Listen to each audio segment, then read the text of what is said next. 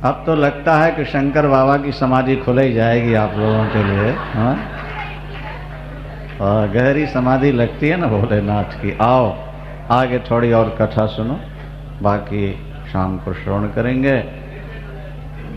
हाँ, दिव्यानंद है तो ये सोमनाथ जी का संकल्प का फल है।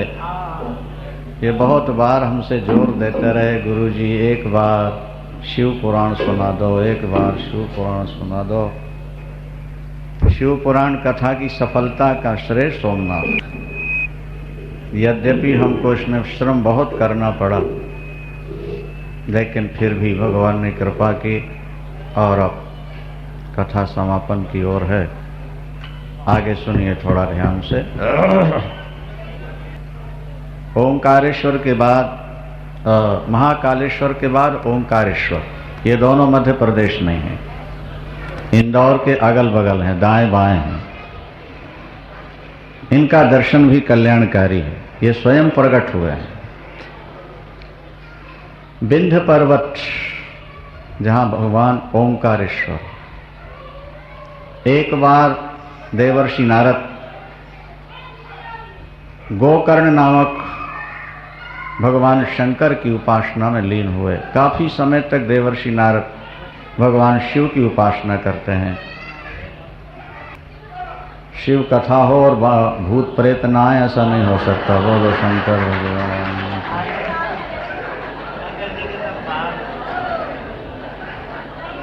फिर पता कैसे लगे आपको कि शंकर भगवान आए हुए हैं? उनके गण तो होना चाहिए।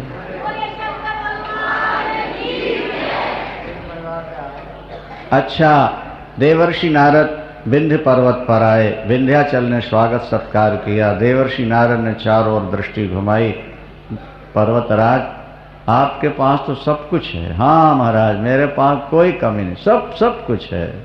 फिर भी नारद जी ने एक लंबी श्वास ली, थोड़ा उदास की मुद्रा में। विंध्य ने कहा, महाराज ये लंबी श्वास उदासी मुद्रा में? बोले हाँ सब कुछ तो है, लेकिन सुमेरु जैसा वैभव अभी आपके पास नहीं है।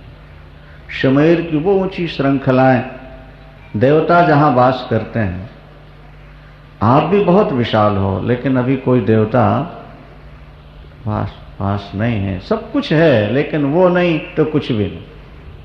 शरीर में सब कुछ है, प्राण नहीं। नदी में सब कुछ है, पानी नहीं।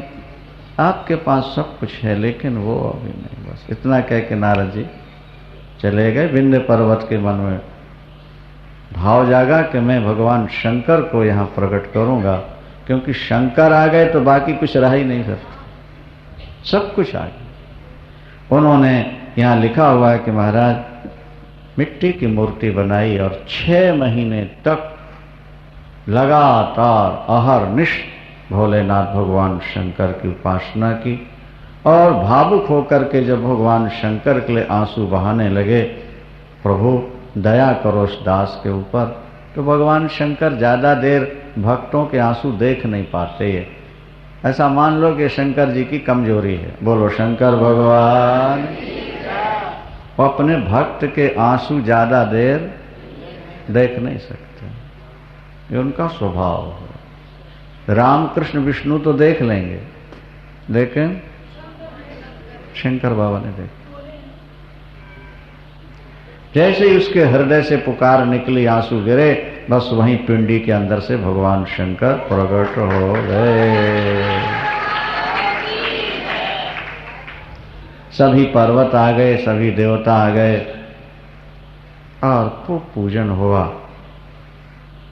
वर मांगो, बोले बस यही वर हमें दे दो कि आप सदा यहीं निवास करो, आप सदा यहीं निवास करो भोलेनाथ। देखो ओंकारेश्वर में 2 मूर्तियां हैं, एक नर्मदा के उस पार, दूसरी इस पार। एक है ओंकारेश्वर और दूसरे का नाम है परमेश्वर। वो जो ज्योति प्रकट हुई वो 2 हिस्सों में विभक्त हो गई थी। तो एक हिस्सा ओंकारेश्वर और दूसरा परमेश्वर। अमलेश्वर कहो, परमेश्वर कहो। तो एक की पूजा कर लो, दोनों की हो गई। एक का दर्शन कर लो, दोनों का फल दोनों में एक समान है। ओंकारेश्वर का दर्शन करो या अमलेश्वर का। तो नर्मदा में तो शंकर, सब शंकर ही शंकर हैं। धावड़ी कुंड वहीं पास में है जहाँ के शंकर बन के सारे देश में स्थापित हो रहे हैं। बाण कुंड और धावड़ी कुंड, ये दो कुंड नर्मदा में ऐसे हैं जहाँ से दुनिया भर में शिवलिंग जाते हैं। और बाण कुंड के शिवलिंग का बहुत महत्व है, नर्मदा के शंकर की पूजा का बहुत महत्व है।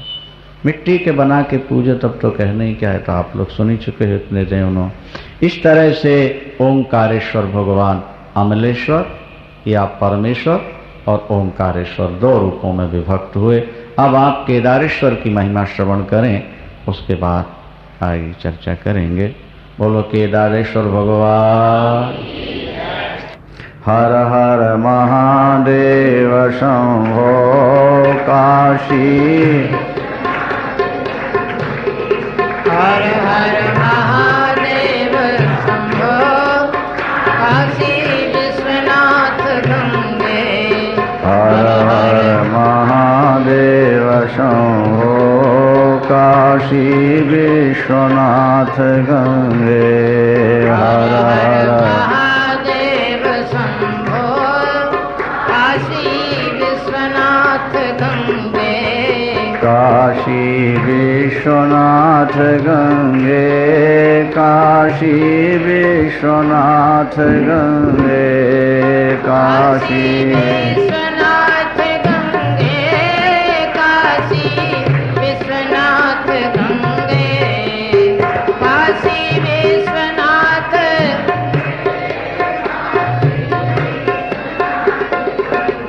बोलो हर हर महादेव शंभो काशी विश्वनाथ गंगे। हर हर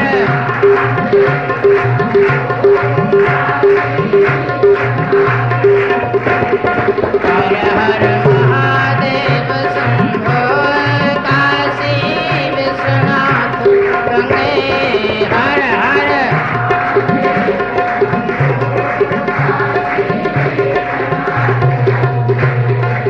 विश्वनाथ भगवान की। हर हर केदारम हिमवत पृष्ठे। केदारेश्वर कहाँ है? केदारनाथ, बद्रीनाथ और केदारनाथ में भगवान शंकर कैसे प्रकट हुए, किस लिए प्रकट हुए? यहाँ लिखा है कि बद्रीनाथ में नर और नारायण तप करते हैं। बद्रीनाथ में नर नारायण, दो पहाड़ियां हैं ना दोनों साइड में, एक में नर है दूसरे में, और ये तप कर रहे हैं। भगवान नारायण ही है और तो तप कर, किसका तप कर रहे हैं? भगवान शंकर। बद्रीनाथ में बैठकर नर नारायण भगवान शंकर की उपासना करते, आज भी तप कर रहे हैं। जो पिंडी बना करके जब रखते और आवाहन करते तो भगवान शंकर आकर के पूजा स्वीकार करते थे प्रतिदिन, क्योंकि नर नारायण की उपासना है, वहां तो नित्य आके दर्शन देना है।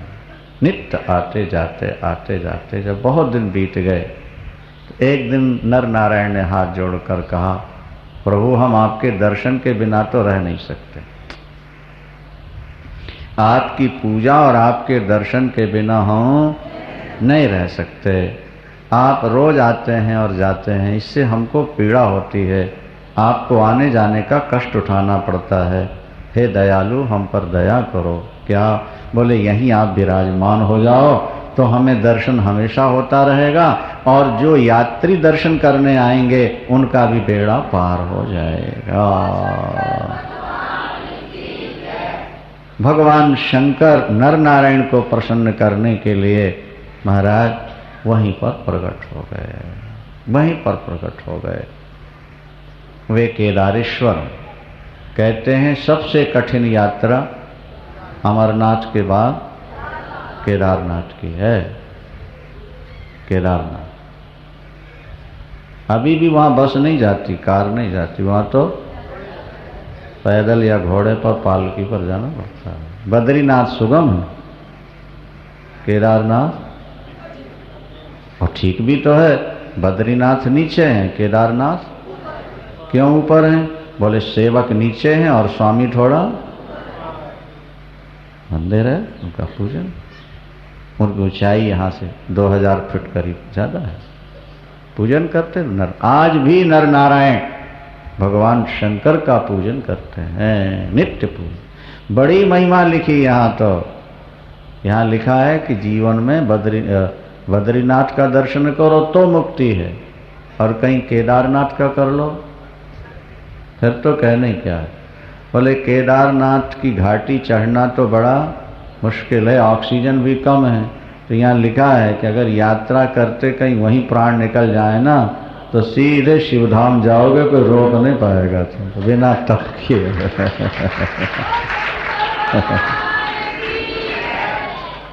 बद्रीनाथ से भी ज्यादा फल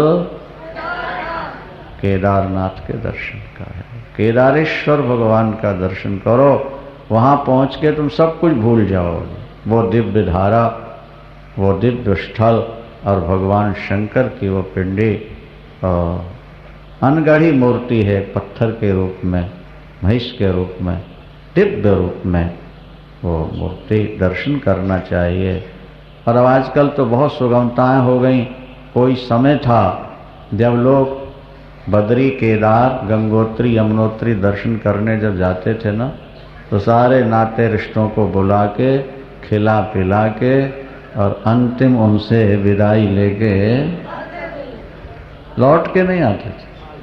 और उसमें जो लौट के आ जाए फिर वो देवता ही बन के पूजता था, फिर वो इंसान बन के नहीं रहता। अब तो इतनी सुगमता हो गई कि आप सुबह जाओ शाम के आ जाओ, हेलीकॉप्टर भी जा रहा है बद्रीनाथ। तो फिर भी अपनी श्रद्धा और अपने विश्वास को लेकर के दर्शन करना चाहिए। ये भी लिखा है कि कुछ दिन के बाद बद्रीनाथ केदारनाथ का रास्ता बंद हो जाएगा। दो पर्वत हैं, दोनों आपस में मिल जाते हैं, लेकिन अभी अपने रहते रहते शायद ऐसा नहीं होगा। धीरे धीरे आगे चल, ज्यों ज्यों पाप बढ़ते जाएंगे ना, जब ज़्यादा पाप बढ़ गए तो फिर वो रास्ता बंद हो जाएगा। अभी अपने सौभाग्य से खुला हुआ है, इसलिए दर्शन करना चाहिए। इसके बाद नंबर आता है भीम शंकर। कामरू देश में भीम शंकर नाम के ज्योतिर्लिंग है। कामरू देश है जहाँ काम वासना का ही बाहुल्य है, सब लोग पाप करने वाले, अशुद्ध अपवित्र देश कामरू देश मानते थे। उस कामरू, वहाँ पर एक करकटी नाम की राक्षसी रहती है, करकटी। उसके पुत्र का नाम था भीम। करकटी का विवाह जो हुआ था वो विराध के साथ हुआ था, जिसे भगवान राम ने पहले मारा, विराध। जब वो मर गया तो ये बेचारी एकांत में रह के गुजारा करती रही। एक दिन कुंभकर्ण आ गया और ब्रह्मचर्य का तेज तप देख करके वो आकर्षित हुआ और उसने इसके साथ बलात्कार किया करकटी के। उससे वो भीम नाम का राक्षस पैदा हो गया। ये बेचारी अकेली रहती थी पुत्र के साथ। एक दिन उस भीम ने पूछा कि मेरे पिता कौन है, मेरे पिता कौन है माँ? तो रो पड़ी और उसने बताया बेटा मेरे पति तो विराट थे, उन्हें राम जी ने मार दिया विराट को नहीं, और मैं वैधव्य जीवन व्यतीत कर रही थी कि कुंभकर्ण ने आकर मेरे साथ बलात्कार किया और उसके कारण तेरी उत्पत्ति हुई। और फिर राम जी ने कुंभकर्ण को भी मार दिया, विराट को ही मारा। और तो हमारे नानी नाना कहाँ है माँ? बोले हमारे माता पिता बेटा एक दिन सुतीक्ष्ण के यहाँ गए उसको खाने के लिए। राक्षसी है ना। जब वहां पहुंचे तो सुतीक्ष्ण बहुत बड़े तपस्वी, उन्होंने हुंकार मात्र से माता पिता को खत्म कर दिया। और भीम को एकदम महाराज क्रोध आ गया। किसको? भीम। तो मेरे पूरे परिवार को राम ने और राम के भक्तों ने मिटा दिया। नाना नानी को सुतीक्ष्ण ने मिटा दिया, विराट और कुंभकर्ण को ने मिटा दिया। मैं अकेला रह गया। मां मैं बदला लूंगा, मैं विष्णु से बदला लूंगा, उनके भक्तों को खत्म कर दूंगा, यज्ञ दान पूजा पाठ बंद कर दूंगा। ऐसा संकल्प लेकर के उसने तप प्रारंभ किया, ब्रह्मा को प्रसन्न किया। 1000 वर्ष में जाकर ब्रह्मा जी प्रसन्न हुए और वर मांगा। तो भीम ने कहा कमलासन यदि आप मुझ पर प्रसन्न हैं तो मुझे अतुल बल दीजिए जिसकी कहीं तुलना न हो। ब्रह्मा जी ने कहा जाओ बेटे, दे दिया, वरदान दिया। उस वरदान के आधार पर फिर उसने महाराज अत्याचार शुरू किया है। भीम शंकर ने सबको पराजित कर, भीम ने सबको पराजित कर दिया। भीमासुर, असुर है ना, भीमासुर हो गया। अंत तो गत्वा कामरू देश का राजा था सुदक्षिण। वो भगवान शंकर का परम भक्त था। भगवान शंकर की भक्ति में डूबा रहता था। सारी दुनिया पर विजय पाकर यज्ञ दान पूजा पाठ बंद करा के अंत में उसने सुदक्षिण पर हमला किया और उसको पराजित। सुदक्षिण यद्यपि बहुत बलवान था, युद्ध हुआ लेकिन फिर पराजित हो गया और उसने सुदक्षिण को जेल में डाल दिया। सुदक्षिण जेल के अंदर मिट्टी की भगवान शंकर की पार्थिव मूर्तियां बना बना करके पूजन करने लगा और ओम नमः शिवाय का जप करने लगा। जैसा कि हमने आपको बताया, शास्त्र विधि के अनुसार जिनके चोटी और जनेऊ हो वे तो ओम लगा करके जप करें, और जिनके ये दोनों न हो उनको केवल नमः शिवाय का जप करना चाहिए। सुदक्षिण क्षत्रिय है और सांगोपान सभी संस्कारों से सुसंस्कृत था। जेल में पड़ा है और वहां भी वो भगवान शंकर की पूजा करता है, पूजन कर रहा था। वहां उसकी पत्नी राज्यवल्लभा वो भी पार्थिव पूजा करती। शिव पूजा का फल तत्काल फलता है, तत्काल फलता है। भगवान शंकर शिव और शक्ति के साथ तत्काल फल देते। या तो शक्ति की उपासना शिव के साथ करो और शिव की उपासना शक्ति के साथ करो। अकेले शिव नहीं, अकेली शक्ति नहीं, शिव और शक्ति। इसलिए पंचदेव उपासना का अपने यहाँ विधान माना गया। यहाँ लिखते हैं महाराज कि सब देवता पीड़ित हुए, महाकोशी पहुँचे और उन्होंने भगवान से प्रार्थना की। भगवान शंकर प्रकट हुए, देवता पुष्प बरसाए, बाजे बजाए और जय जयकार। अब तो महाराज देवताओं ने अपना सारा दुख निवेदन किया। तो भगवान शंकर ने कहा कि आप लोग चिंता नहीं करो, सुदक्षिण को बता दो कि वो अपने पूजन में लगा रहे। मेरी पूजा जब पूर्ण हो जाएगी, उसकी निष्ठा चरम सीमा पर पहुंचेगी, तो मैं प्रकट होकर के उसके टुकड़े टुकड़े कर दूंगा। और यही हुआ कि अंत तो गत्वा वो अनुष्ठान में बैठ गया, भगवान शंकर की आराधना में लगा। गुप्तचर विभाग ने जाके भीमासुर से कहा कि वो जो जेल में पड़ा हुआ है ना सुदक्षिण, वो आपके ऊपर मारण मंत्र का कोई प्रयोग कर रहा है, आपको खत्म करने के लिए शक्ति संचित कर रहा है, इसलिए आप सावधान हो जाएं। भीम को बड़ा क्रोध आया और गया, देखा तो वो भगवान शंकर की पूजा में बैठे। ये क्या करते हो? डांट के ने कहा मैं अपने इष्ट देव भगवान शंकर की पूजा कर। किस लिए पूजा करते? उन्होंने कहा बंधन से मुक्ति और भव सागर से मुक्ति के लिए भोलेनाथ, नहीं तो मुझको मारने के लिए तो अनुष्ठान कर रहे हो। मैं देखता हूं कहाँ है तेरा भगवान जो तेरी रक्षा करता। जैसे तलवार उठाई महाराज उसको मारने के लिए, भगवान शंकर वहीं पिंडी के अंदर से प्रकट हो गए। भगवान शंकर ने भीम को मार दिया, सब देवताओं को सुखी बनाया। सुदक्षिण से कहा वर मांगो, जो मांगोगे हम तुम्हें दे देंगे। सुदर्शन ने कहा भोलेनाथ अगर वर देना है तो बस यही कि ये देश बड़ा अपवित्र है, यहाँ सुरा सुंदरी का दौरा दौर है, लोग इस देश में आने में भी संकोच करते हैं। आप यहाँ वास कर जाओ, आप यहाँ रहोगे तो आपका दर्शन करने भक्त आते रहेंगे तो देश पवित्र हो जाएगा, इन लोगों की आगे चल के कुछ गंदगी भी दूर हो जाएगी।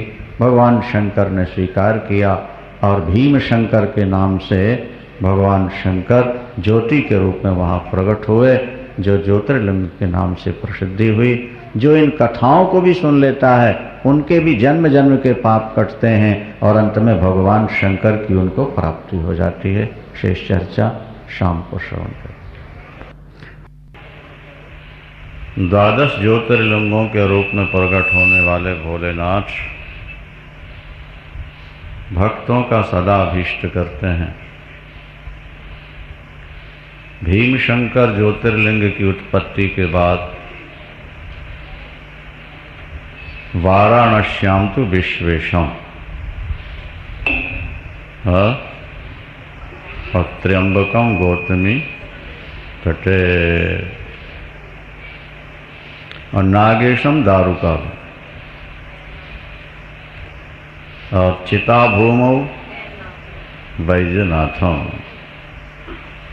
ठीक है, अब आप काशी की महिमा श्रवण करें। काश्यते प्रकाश्यते ज्ञानो, नहीं, जहाँ ज्ञान का प्रकाश होता है उसका नाम काशी। काशी का एक नाम है चित प्रकाशिका। अनेक नामों की महिमा पहले आपको हमने सुनाई थी काशी की, उसमें एक नाम है चित प्रकाशिका। चित कहते हैं ज्ञान को,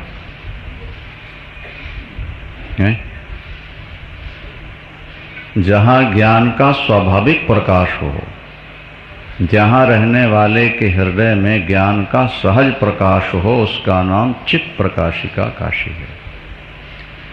और एक अर्थ और यहाँ किया गया है कर्षणात् काशी, जो पापों का आकर्षण करके खींच खांच के खत्म कर दे, उसका नाम काशी है। विश्वेश्वर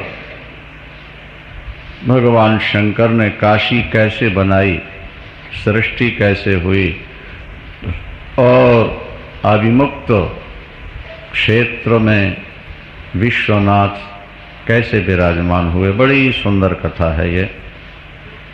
शिव पुराण का हृदय है काशी। काशी भगवान शंकर का सर्वस्व है। केवल काशी का स्मरण भी आप करते रहें तो भी भगवान आप पर प्रसन्न हो जाए। काशी का स्मरण हो जाए, एक बार दर्शन कर लो काशी का और बाद में प्रातः काल रोज काशी का स्मरण कर लो, गंगा स्नान कर लो मानसिक रूप से, और विश्वनाथ का दर्शन कर लो मानसिक रूप से, तो भी आपको काशी वास का फल मिलेगा। अब ये सावधानी आपकी अपनी है कि आप प्रतिदिन गंगा स्नान करें। काशीपुरी की स्थापना कैसे हुई सुनिए। मूल ज्योति निराकार है, निर्विकार है, अचिंत्य है, अभेद्य है, निर्गुण और निष्क्रिय तत्व है। ये आप सुन चुके हैं अनेक बार। उससे भगवान शंकर महेश्वर के रूप में प्रकट होते हैं। ठीक है ना। महेश्वर भगवान ने अपने द्वारा श्रीमन नारायण और प्रकृति को प्रकट किया शिव पुराण के आधार। श्रीमन नारायण जब प्रकट हुए तो उन्होंने चारों ओर देखा, कहीं कुछ नजर नहीं आया। निराकार शून्य आकाश, केवल चेतन ही चेतन है। भौतिकवादी जिसको आकाश जड़ाकाश समझते हैं ना, वास्तव में तो ये चिदाकाश है। भगवान शंकर की स्तुति में आता ना, चिदाकाश माकाश वाशम भजे हम। चिदाकाश माकाश वाशम भजे हम। ये तो जड़ाकाश है जो आपको दिखता है। अज्ञानियों को ये जड़ाकाश के रूप में भाषित होता है। जिनका तीसरा नेत्र खुल गया, दृष्टि खुल गई, उनको ये चिदाकाश के रूप में दिखता है, चेतन के रूप। और उस चेतन में ही वो निवास करते हैं। चेतन के केंद्र नित्यो नित्यानाम चेतनस चेतना एको बहुनाम यो विदधाति काम। जो नित्यों का नित्य है और समग्र चेतनाओं का केंद्र बिंदु है। क्या? एक होता हुआ भी जो सबकी कामनाएं पूर्ण करता है। एको बहुनाम यो विदधाति कामान तमात्मष्ठम यो न पश्यन्ति धीराः। उस परम पिता परमात्मा को जो अपने हृदय में देख लेता है, उसको ही अखंड शांति प्राप्त होती है। नेतरेषाम इतरेषाम प्राणिनाम न तेषाम प्राणिनाम शाश्वती शांति। देखो, विषयों से भी शांति मिलती है और विषयों का आनंद भी ईश्वर का ही आनंद है। वेद भगवान संकेत देते हैं, आनंद मात्रम ब्रह्मो। आनंद मात्रम, आनंद नाम की जो भी वस्तु है वो ब्रह्म है। विषय भी ईश्वर का ही आनंद है। क्यों? भगवान ने साफ कहा है, धर्मा विरुद्धो भूतेषु कामोष्मि भर्तर्षभ। धर्म के अविरुद्ध जो काम है वो मेरा रूप है। प्रकृति जड़ है, थोड़ा बुद्धि लगा के सुनेंगे बात को। प्रकृति है जड़ और परमात्मा है चेतन। जड़ किसी को आनंद नहीं दे सकता। आनंद तभी मिलेगा जब चेतन का संबंध हो। एक उदाहरण के तौर पर, एक पुरुष बहुत सुंदर 18-20 वर्ष का नौजवान, 20-22 वर्ष का, जिसकी शक्ल देख करके भूख बुझ जाए, लेकिन प्राण निकल गया उससे। अब उससे किसी को आनंद मिलेगा डेड बॉडी से? एक स्त्री नव यौवना, परम सुंदरी, रूप संपन्ना, शरीर में सब कुछ है, लेकिन आत्मा निकल गई उसकी। अब आनंद है? जिस पदार्थ से आपको आनंद मिलता है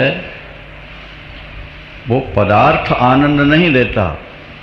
पदार्थ में समाया हुआ परमात्मा ही आनंद के रूप में आपको प्राप्त होता है। अब जीवों में वो अंश रूप से है और व्यापक वो अंशी है। ये व्यष्टि रूप में है और वो समष्टि रूप में है। ये परिच्छिन्न है, वो अपरिच्छिन्न है। ये थोड़े कठिन शब्द हैं। अच्छा, फिर विषयों के माध्यम से भी जो आनंद मिला वो ब्रह्म है, तो फिर इसी की उपासना क्यों न की जाए? शास्त्र कहते हैं, अगर तुम्हारी बुद्धि निर्मल है, तुम्हारा विवेक जागृत है, तो विषयों का सेवन करते हुए भी तुम्हें परमात्मा की प्राप्ति हो सकती है, लेकिन उसमें परमात्मा बुद्धि बनी रहे तब। पदार्थ के माध्यम से जब आप आनंद लेते हैं तो पदार्थ चूंकि स्थायी नहीं है, इसलिए पदार्थ से मिलने वाला आनंद भी स्थायी नहीं होगा। फिर पदार्थ के जाने पर आपको रोना पड़ेगा। जब पदार्थ गया तो पदार्थ से मिलने वाला आनंद भी चला गया ना। अगर वो आनंद आप इनडायरेक्ट लेने के बजाय डायरेक्ट परमात्मा से लेने लगे तो परमात्मा तो कहीं आएगा जाएगा नहीं, और उससे आपने आनंद लेना प्रारंभ कर दिया, बस हमेशा के लिए आनंद में आप डूब गए थे। वो आनंद आपका कभी छिनेगा नहीं। संसार इनडायरेक्ट परमात्मा का ही आनंद ले रहा। देखो वाल्मीकि रामायण में एक श्लोक आता है, लोके नहीं सविद्येतो यो न राम मनुव्रता। वाल्मीकि रामायण का गंभीर व्याख्या है, थोड़ा समझने का प्रयास करो, फिर कथा भाग सुनाते हैं। महर्षि वाल्मीकि ने कह दिया कि संसार में ऐसा कोई व्यक्ति नहीं, कोई जीव जंतु नहीं जो राम को न चाहता हो।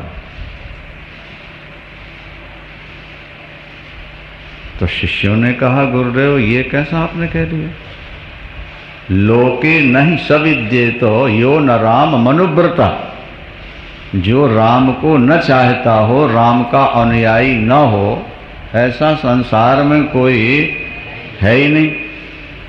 और यहाँ सामने देख रहे हैं कि रावण लड़ने के लिए, मरने मारने के लिए तैयार खड़ा है, गालियां दे रहा है, तो वो तो राम का अनुयायी नहीं है ना। फिर आप कह रहे हैं कि कोई ऐसा है ही नहीं जो राम का अनुयायी न हो। तो वाल्मीकि जी ने कहा, भाई ये मेरे शब्द तो है नहीं, मैं तो माइक की तरह हूं। वक्ता जो बोलेगा माइक वही तो आगे भेजेगा। ऊपर से जो आ रहा है वही मेरे मुख से बाहर निकल रहा। मैं तो बिना पढ़ा लिखा व्यक्ति हूं, वाल्मीकि तो बिना पढ़े लिखे थे ना। फिर समाधान क्या हो? तब व्याख्या हुई। फिर उसकी व्याख्या ये हुई कि रावण राम को नहीं चाहता। धनुष बाण धारण किए हुए नीलांबुज श्यामल कोमलांगम राम को वो, लेकिन वो जीना चाहता है कि नहीं चाहता? बोलो, ठीक है ना? वो ज्ञानी बन के रहना चाहता है कि नहीं चाहता? और वो आनंद चाहता है कि नहीं चाहता? चाहता है। बोले रावण अगर तीनों चाहता है तो राम का नाम सच्चिदानंद है। राम सच्चिदानंद दिनेशा, राम सच्चिदानंद नहीं ताह मोह निशालवलेशा, नहीं ताह मोह निशालवलेशा, राम सच्चिदानंद दिनेशा,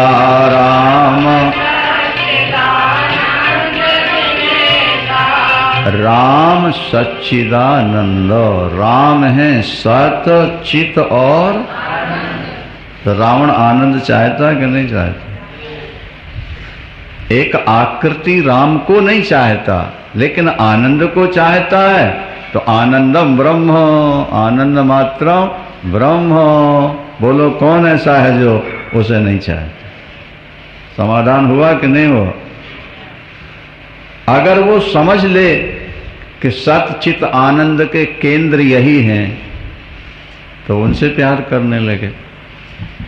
वो तो उनको एक मनुष्य मान रहा है इसीलिए विरोध करता है। बाकी इनडायरेक्ट तो वो राम को ही चाहता है, क्योंकि वो सत चित और आनंद को चाहता है। हर जीव चाहता है। एक कीड़ी भी मरना चाहती है क्या?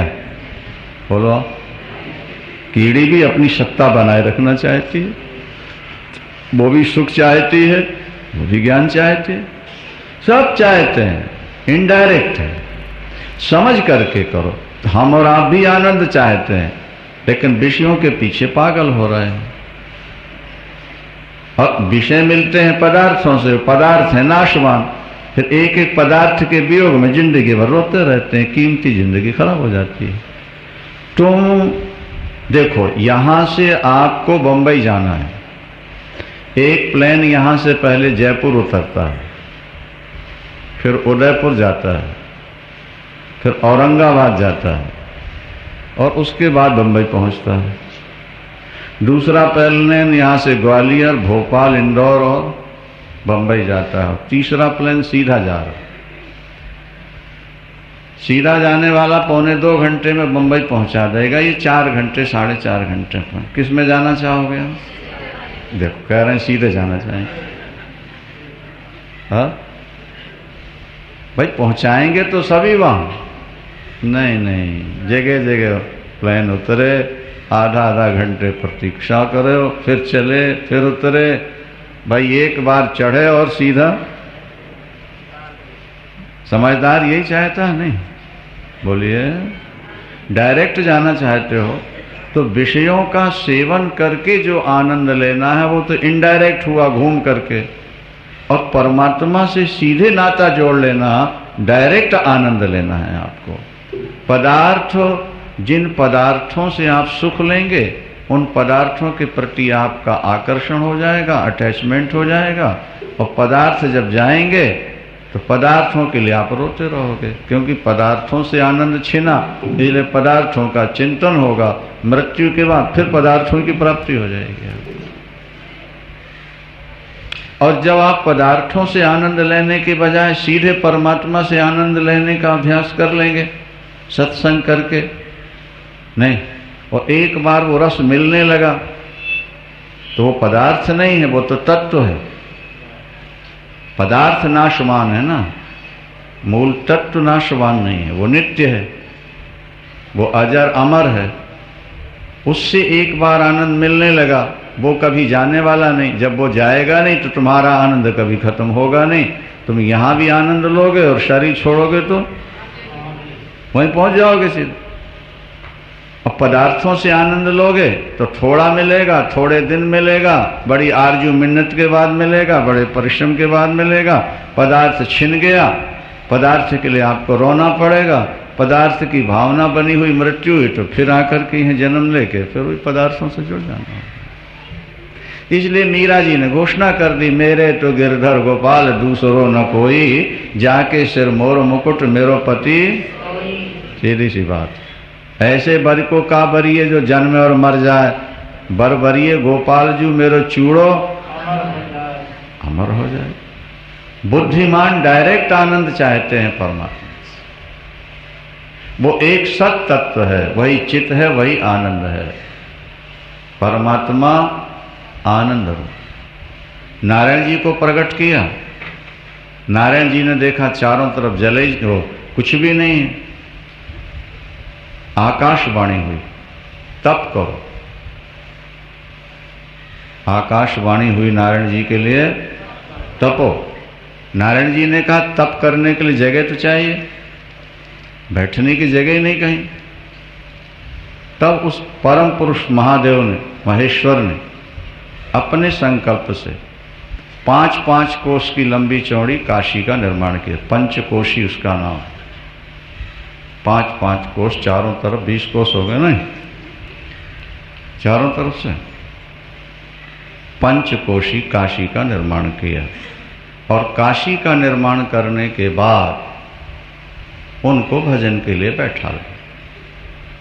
श्रीमन नारायण भजन करने लगे, तप करते हैं। काफी समय तक जब तप किया नारायण जी ने, नहीं तो उनके शरीर से जल की धाराएं निकली।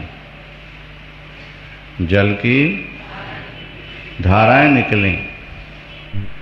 उस जल की धाराओं को जब नारायण जी ने देखा, जल भरने लगा।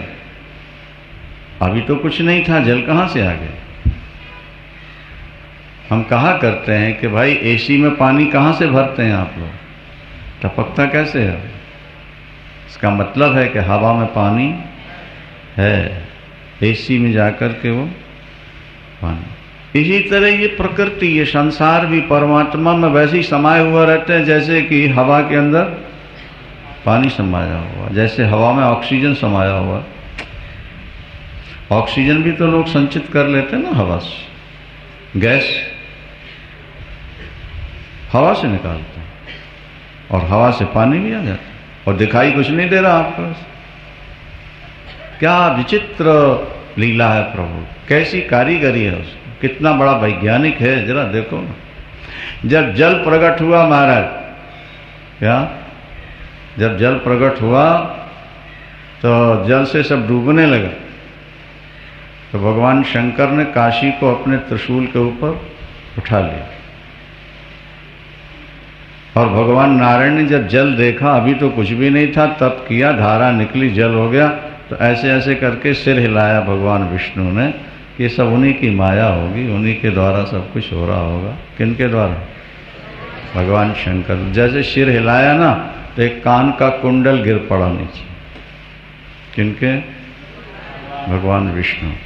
तो जहाँ काशी में कुंडल गिरा, उसका नाम पड़ गया मणिकर्णिका। बोलो शंकर भगवान।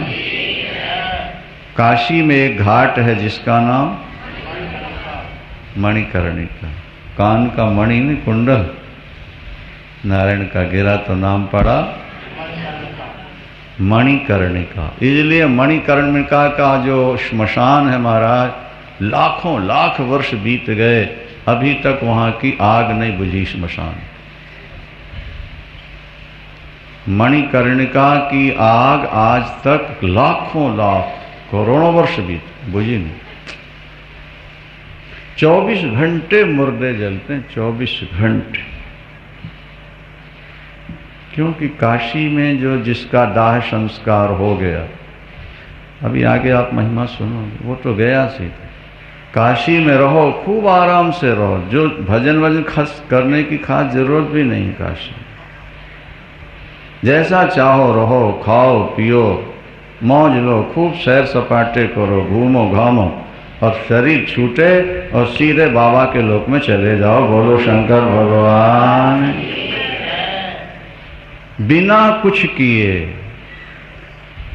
क्या बोले? आपने छूट दे दी, फिर तो लोग बहुत पाप करेंगे वहां।